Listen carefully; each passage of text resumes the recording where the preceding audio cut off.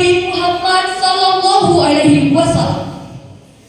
Saya Salsabila Nadifah dari UPTD SMP Negeri 7 Sinjai.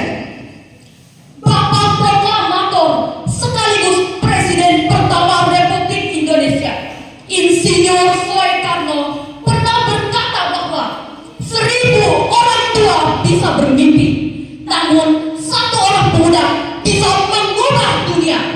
Oleh karena itu, pada kesempatan kali ini saya akan menyampaikan sebuah pidato yang bertema peran bahasa dalam menyatukan perbedaan budaya. Hadirin yang saya hormati, di tengah keberagaman suku, bahasa, dan budaya yang ada dalam tanah air ini menjadi tantangan untuk tetap bersatu.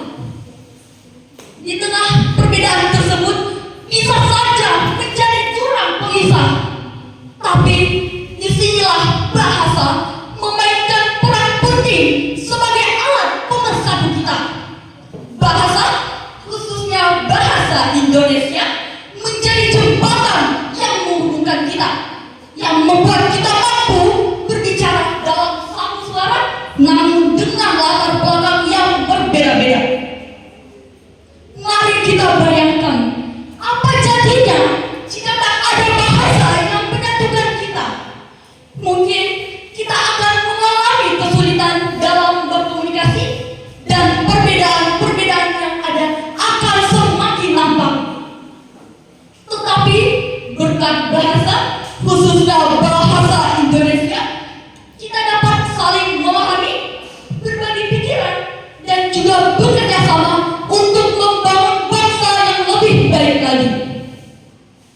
Hadirin yang saya banggakan, bahasa adalah alat komunikasi yang paling kuat.